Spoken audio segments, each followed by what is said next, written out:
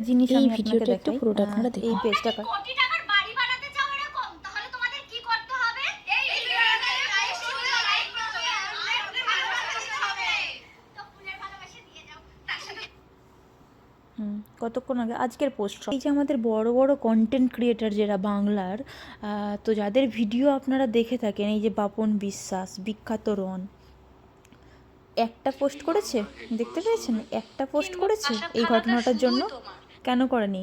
কারণ তাদের সাবস্ক্রাইব বা ফলোয়ার্স যেটাই বলেন, ফলোয়ার্স কমে যাবে, কারণ তাদের ওই ফুলের ভালোবাসা আসবে না, তাদের ভিউ আসবে না, তারা টাকা ইনকাম করতে পারবে না। এই সময়ে এসেও এরা এই ধরনের চিন্তা করছে। তিথি তুষার সব থেকে নিকু কাপেল যেটা আছে, এই যে দেখতেই পাচ্ছেন, একটা পোস্ট করেছে। এদের আরও একটা পেজ আছে, আমি আর দেখাতে চাইছি না। কিছুক্ষণ আগে পর্যন্ত পোস্ট করেছে, এই যে পিথি মণ্ডল 2 ঘন্টা না 3 ঘন্টা আগেও পোস্ট করেছে। বাট এটা হচ্ছে এসআরকে শঙ্কর। দেখুন এনারা ফানি ভিডিও পোস্ট করছে, 1 ঘন্টা আগেও পোস্ট করেছে, 2 ঘন্টা আগেও পোস্ট করেছে। এদেরকে আপনি কী বলবেন? ইভেন এই ভদ্র মহিলাকেও হয়তো আপনারা খুব ভালোভাবেই চিনবেন, কারণ যারা যারা নতুন নতুন ভিডিও বানাতে শুরু করছেন তাদের ব্রেন ওয়াশ করার কিছু নয়। কারণ উনি কালকে একটা পোস্ট করেছিলেন, এই যে পেহেলগ্রামে গিয়েছিলেন, ওনার হাড় হিম হয়ে গেছিলো গিয়ে ওখানে, শুনলে গায়ে কাঁটা দিচ্ছে। এই পোস্টটা করার সঙ্গে সঙ্গেই ওনার গায়ে কাঁটা দেওয়া থেকে, হাড় হিম হওয়া থেকেই অ্যাক্টিভ থেকেও, চলে এসো বন্ধু হতে, অন্যের ভালো চাও। তো যদি ঘটনাটা দেখে দিদি সত্যিই শোকাহত হতো, তাহলে তারপরেই এই ধরনের পোস্ট সঙ্গে সঙ্গে উনি করতে পারতেন না। এই যে বলেছে না, চলে এসো বন্ধু হতে। তো ফেসবুক খুলে এই যে লাইভ নিয়ে বসে আছে, এই যে দেখুন, একমাত্র স্টার থেকেই সব থেকে বেশি আর্নিং করা যায়, দেখতে পেয়েছেন? তো এনাকে স্টাররা কারা দেয় বলুন তো? এনার প্রোফাইলটা খুলে একবার দেখবেন কোন দাদা ভাইয়েরা এনাকে স্টার দেয়। এনারা সারা দিন ফেসবুকে এটাই করে যায় যে এই দাদা ভাই, ওই দাদা ভাই, এই ভাইজান, ওই ভাইজান, স্টার মানে ফুলের ভালোবাসা দাও, হ্যান দাও, ত্যান দাও। এনার কমেন্ট বক্সটা খুলে একবার দেখ। এই যে এই দিদি ভাইয়ের ভিডিও দেখলেন, বিদ্যাপতি, ইনি কাদেরকে প্রমোট করেন একটু দেখবেন, কমেন্ট বক্সটা খুললেই দেখতে পাবেন কোন দেশকে প্রমোট করছে, কোন দেশের দাদাভাই দিদিভাইদেরকে প্রমোট করছে। একটু কমেন্ট বক্সটা খুলবেন। ছি! বিখ্যাত বিদ্যাপতি দিদির ভিডিও আমি দেখালাম, এসো বন্ধু হতে, চলে এসো, কাদেরকে ডাকছে বলুন তো? কাদের কাছে স্টার চাইছে, কাদের কাছে ফুলের ভালোবাসা চাইছে?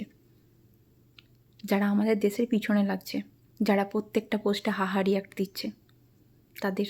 এদের লজ্জা নেই, এদের নির্লজ্জ এরা মহিলা। কেউ কেউ বলে না, মেয়েদের হাঁটুতে বুদ্ধি থাকে, ঠিকই বলে। মানে টাকার জন্য এতটা নিচে নেমে যায়, এই সিচুয়েশানে কোন সময় কী ভিডিও পোস্ট করতে হয় সেটাও জানে না। এই যে পিথি, রন, এত বড় বড় আপনার কন্টেন্ট ক্রিয়েটার, মিঠি, শঙ্কর, সবাই চুপ। কেন চুপ? ফলোয়ার্স কমে যাবে? স্টার আসবে না? ভাইজানাদের কাছ থেকে ফুলের ভালোবাসা আসবে না? লজ্জা করে না? ছি! এদের তো হয় বাংলাদেশ নয় পাকিস্তান চলে যাওয়া দরকার, এই সমস্ত লোকেদের। কীভাবে করে এগুলো? আর আমি কাদের কথা বলছি বুঝতে পারছেন? এই যে বিদ্যাপতি নোটাঙ্কি করে একটা পোস্ট, মানে কালকে পোস্ট করেছিল পেহেলগামের, তারপর থেকে চলে এসো বন্ধু হতে, স্টার থেকে আর্নিং করা যায়। কাদের ডাকছে বলুন তো? কমেন্ট বক্সটা খুলে একবার দেখবেন। এই ভাইজান থ্যাংক ইউ, ওই ভাইজান থ্যাংক ইউ, দাদা ভাই। আর আপনারা বলছেন হিন্দুদের এক হতে?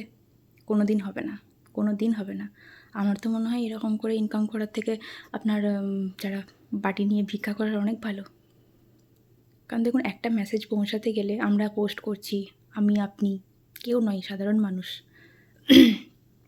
ওনারা যদি একটা পোস্ট করেন বা কিছু বলেন, সেটা মানুষ শুনবেন, কারণ ওনাদেরকে ফলো করেন, বহু মানুষ ফলো করেন, কাজে লাগবে। আপনি আমি বলে কিচ্ছু করতে পারবো না এগুলো। তো আপনারা যাদেরকে বলছেন মাদ্রাসা ছাপ, তাদের থেকেও তো খারাপ এরা, বুঝতে পারছেন? এখানেই থাকছে, এখানেই খাচ্ছে। আবার যারা দেশের পিছনে লাগছে তাদেরকেই ওরা সাপোর্ট করছে। প্রোফাইলগুলো খুলে দেখবেন, তাহলে বুঝতে পারবেন কী চলছে এখনো পর্যন্ত। আপনারা বুঝতে পারছেন ঘটনাটা কালকে ঘটেছে। কাল থেকে ওরা চুপচাপ, 5 মিনিট টাইম বের করতে পারেনি। ভিডিও আমিও করি, পোস্ট আমিও করি, বাট কাল থেকে আমরা সবাই ডিস্টার্ব হয়ে রয়েছি। কিন্তু এরা এখনও নাচন কুদন করে যাচ্ছে। দেখুন, 2 ঘন্টা আগেও পোস্ট করেছে, কেউ 5 ঘন্টা আগেও পোস্ট করেছে। এটা আমাদের দেশ। আপনারা হয়তো বলবেন আমি জ্ঞান দিতে চলে এসেছি, আর বিশ্বাস করুন, আমি ফেসবুক থেকে 5টা টাকাও পাই না। উল্টে আমি 650 টাকা না 600 টাকা সামথিং পার মান্থ আমার লাগে, কারণ ভেরিফিকেশান নেওয়া আছে, সেই জন্য মেটা ভেরিফিকেশান নিয়ে আছে। একটা টাকাও আমি পাই না ফেসবুক থেকে। তো এই হচ্ছে বড় বড় ক্রিয়েটাররা, এখনও পর্যন্ত চুপচাপ বসে রয়েছে, কেউ বদলাবে না, এটা 2 দিন পর ভুলে যাবে সবাই, আর সবাই ভাইজান ভাইজান শুরু করে দেবে আবার। একটা কথা বলি, আমার হয়তো গত পরশু দিন যারা আমাকে ফলো করেন দেখবেন আমার লাস্ট ফলোয়ার্স ছিল 27,536 বা সামথিং ছিল। এখন একটু দেখে নেবেন, কারণ আমি ভিডিও পোস্ট করার জন্য আমাকে সবাই আনফলো করছে। তাতে আমার কোনো দুঃখ নেই, কারণ এটা থেকে আমার পেট চলে না। আমি তো শুধু আমার বাংলার কন্টেন্ট ক্রিয়েটারদের দেখছি, মজা দেখছি বসে বসে।